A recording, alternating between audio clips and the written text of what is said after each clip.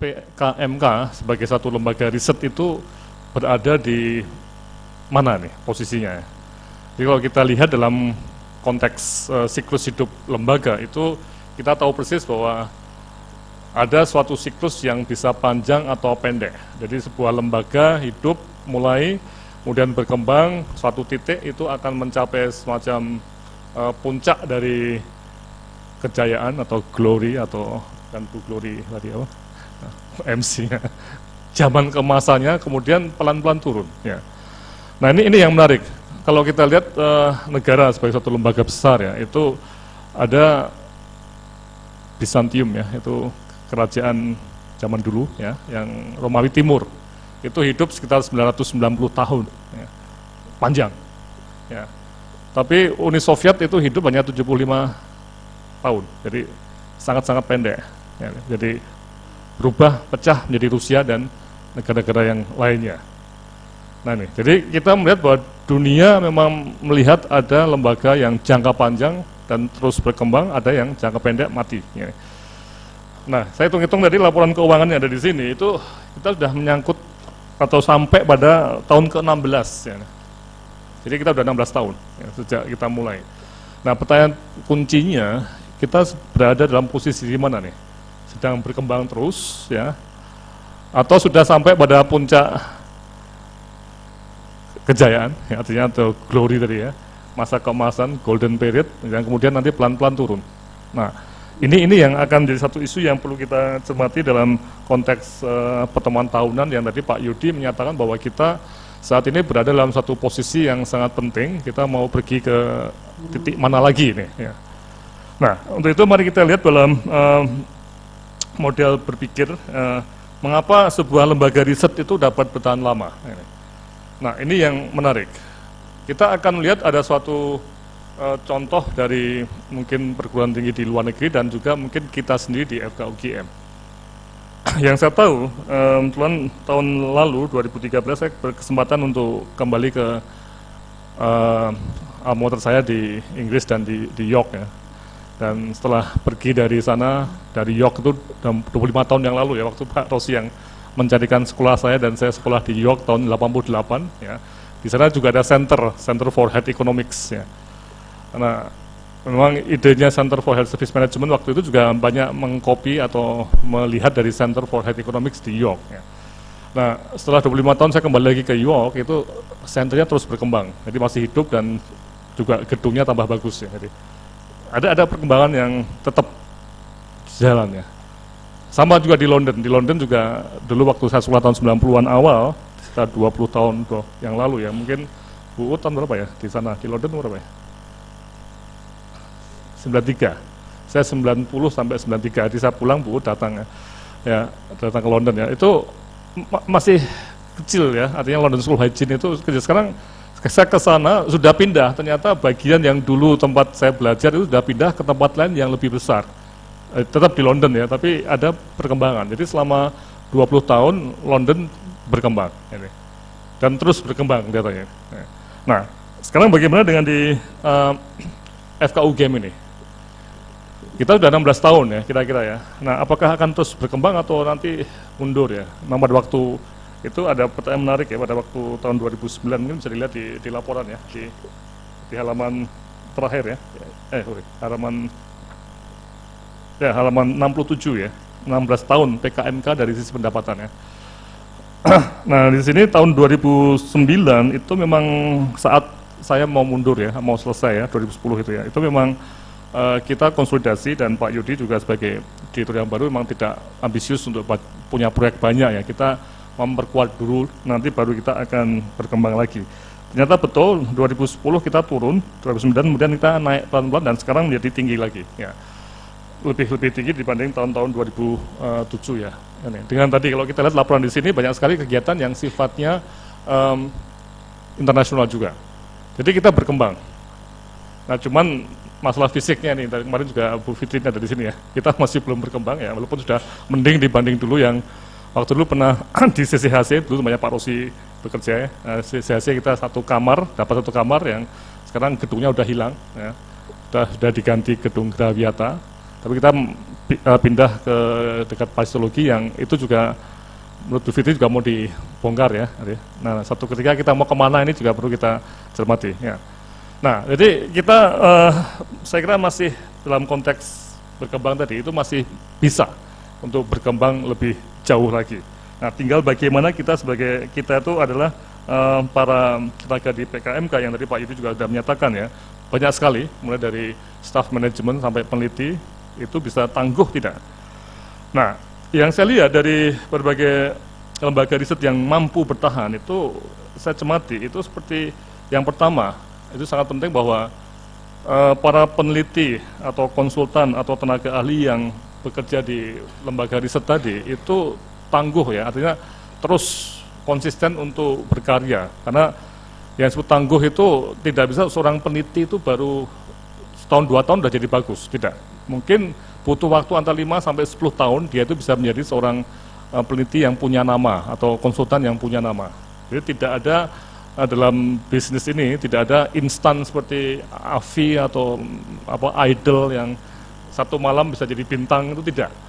Jadi ini butuh proses yang panjang. Jadi bisa sampai 5 sampai 10 tahun itu bisa terjadi ya. Jadi, nah ini yang saya lihat waktu saya kembali ke York, teman-teman saya yang dulu ya sama dengan saya itu sekarang udah jadi profesor juga banyak, udah jadi peneliti yang bagus, tapi juga ada yang pindah tidak jadi peneliti, jadi pengusaha juga ada ya. Jadi, nah ini menarik, jadi kita butuh para peneliti yang tangguh dan yang menarik dengan undang-undang baru ya, aparatur sipil negara ya, tahu ya. Itu nanti perguruan tinggi seperti UGM itu bisa juga mempekerjakan para doktor yang pengalaman untuk jadi dosen dengan penghasilan ataupun insentif yang cukup nanti. Jadi Anda yang menjadi peneliti, misalnya Pak Hanefi yang nanti 15 tahun udah atau 25 tahun udah bosan jadi peneliti atau mau jadi dosen, bisa aja, udah doktor apalagi ya, ngelamar itu jadi doktor dalam di UGM sebagai dosen senior nantinya, bisa terjadi seperti itu ya. Ya. Nah ini yang pertama tadi faktor peneliti yang tangguh tadi. Dan yang kedua sisi manajemen. Jadi memang ini sangat penting ketika kita masuk pada lembaga riset tadi itu kalau tidak didukung oleh sistem manajemen yang tangguh itu ya sama saja nanti uang itu akan cenderung dibagi-bagi atau dikorupsi barangkali atau hilang nggak karu-karuan ya. Nah ini yang perlu kita cermati, kita harus perkuat terus ini. Jadi memang tadi Pak Yudi juga menyatakan bahwa Bu Ahada ya sangat tangguh, pernah ada Bu Ahada ya, nggak di sini. Ya, oh ada, yang betul-betul mikir keuangan dengan benar dan juga kita beruntung dalam sisi manajemen kita itu di sekarang ini lebih mudah lagi karena juga didukung oleh fakultas yang terbuka ya, yang terbuka dalam sistem keuangan dan juga sangat helpful dalam mengelola. Jadi ada Mbak Yulis di kantor keuangan fakultas yang betul-betul bersama-sama PKMK untuk masuk dalam tadi yang dikatakan Pak Yudi ya, kita perubahan yang sangat besar di dalam BLU ini. Sebagai catatan ya, banyak pusat studi di UGM itu masih belum bisa integrated dengan BLU tadi, masih susah ya. Kita sudah betul-betul sudah integrated sekarang ya. Dan ketika nanti kita UGM berubah menjadi PTBH, Badan Hukum, itu berarti kita masuk ke tahap yang lebih lanjut lagi. Saya kira kita akan semakin mudah untuk integrate ke sana. Ini. Dan yang ketiga, saya melihat bahwa riset di lembaga itu, terutama perguruan tinggi ya, itu dapat kuat kalau didukung penuh oleh dekanat dan rektorat ya. Karena di Indonesia, saya sering keliling beberapa fakultas ya, itu saya jumpai banyak fakultas ataupun perguruan tinggi yang pagi-pagi pokoknya pendapatan potong 10%. Nah, kita PKMK itu selama bertahun-tahun kita memang menyumbang kepada fakultas kedokteran, tapi tadi tidak model seperti langsung dipotong tegas gitu ya. Jadi kita tetap tips sekali, tapi tidak dipaksa-paksa itu, dan itu dukungan yang sangat-sangat kuat dari fakultas, mulai dekan Pak Hadianto, Pak Gufron, dan Bu Titi, dan sekarang Pak Teguh ya, itu semuanya sangat suportif pada PKMK. Nah untuk itu juga kami terima kasih, apalagi karena ada Bu Ut yang juga ekspor dari PKMK yang jadi wadek pasca dan penelitian, itu support itu betul-betul bisa kita dapatkan. Dan ini adalah satu hal yang membuat kita juga panjang umur. Kalau tidak kita sudahlah capek-capek kerja yang untung cuma orang-orang yang di belakang meja gitu, kasarnya seperti itu ya. Jadi terima kasih dan tepuk tangan untuk fakultas yang terus mendukung kita ya. Kemudian yang keempat, ini yang juga menarik bahwa kita itu juga punya mitra-mitra yang dalam tanda kutip itu setia atau bersama kita terus ya. Tadi mulai Persi, Asosiasi Rumah Sakit, Arsada, Adinkes itu sudah bertahun-tahun sejak awal, belum ada Arsada kita sudah terlibat, sampai sekarang pun kita juga masih bekerjasama ya. Nanti juga ada dari Pak Kun, ada Adinkes, Pak Krisna Jaya. Nah, itu kita bermitra juga dengan Askes, dengan BPJS yang berubah nama sekarang ya, termasuk dengan Sajito, dan nanti Sajito dan Kadinkes Provinsi Yogyakarta nanti kita akan ada spesial case betul ya. Jadi kita semakin erat dengan mitra-mitra yang memberikan trust pada kita, kepercayaan pada kita. Oke, nah dari inilah kita melihat bahwa berbagai dukungan ini yang membuat kita itu bisa bertahan ya, dan berkembang ya. Tidak hanya bertahan ya, tapi juga berkembang. Namun, nah ini, tantangannya juga banyak nih. Tantangannya, kalau kita nggak hati-hati, dan biasanya itu dalam konteks glory atau keemasan tadi ya, itu sebuah lembaga dengan mudah itu akan decline. Dengan mudah. Dan yang membuat mudah itu ketika kita cepat berpuas diri, itu yang paling membuat kita itu cepat sekali untuk decline ya. Kemudian kita jadi puas diri, tidak inovatif, tidak semangat ya. Itu yang membuat kita semua pelan-pelan akan menuju ke suatu titik yang mungkin kembali ke nol lagi, atau kembali ke bawah lagi ya. Nah sehingga saya hanya bisa melihat bahwa yang bisa membuat kita tetap semangat itu kalau kita punya daya inovasi yang tinggi, punya passion itu apa ya, semacam gairah yang kuat ya. Dan saya mencoba juga untuk diri saya sendiri, saya nggak tahu, yang tahu saya pada sejak awal PKMK sampai sekarang masih bergairah atau enggak nih? Masih, ya kadang-kadang juga masih membuat orang takut kalau saya telepon malam-malam, ya masih kadang-kadang juga ya. Tapi itu maksudnya begitu, kita tidak boleh lengah ya. Jadi sekali lagi, posisi yang kelihatannya di puncak, jadi kalau dilihat dari persaingan antar lembaga riset misalnya, dari Fakultas Kedokteran ataupun Fakultas Kesehatan, mungkin PKMK itu unit riset terbesar di Indonesia dalam bidang kesehatan dan kedokteran ya. Jadi ini kita paling besar ya. Tapi sekali lagi, paling besar itu belum jaminan 5 tahun lagi, 10 tahun lagi itu kita juga besar. Dengan mudah kita akan decline, dan nanti pada rapat tahunan entah di mana, di Madiun atau di Magelang atau di Wonosobo, 10 tahun lagi mungkin sudah ada ketua baru PKMK, ketika laporan ternyata omsetnya atau kegiatannya sedikit. Nah, ini bisa terjadi. Oke, sehingga tantangan tadi mohon diperhatikan, dan terakhir saya akan melihat pada mitra dan sumber pendanaan, dan ini yang kami akan spesial case untuk Yogyakarta nih, untuk Dinkes Jogja dan juga Pak Direktur ya, Kacito. Kita terus terang aja, ini juga masalah personal juga. Saya udah hampir 25 tahun itu kerjaannya keliling-keliling Indonesia, keluar masuk kampung, jadi di Papua, di NTT, di Nias, di Aceh, hampir semua daerah terpencil di Indonesia sudah saya kunjungi. Kok lama-lama, kenapa kok saya nggak berbakti banyak untuk DI sama Jogja ya, sama Sajito, jadi dan itu sebenarnya ada facet juga, sudah males pergi-pergi.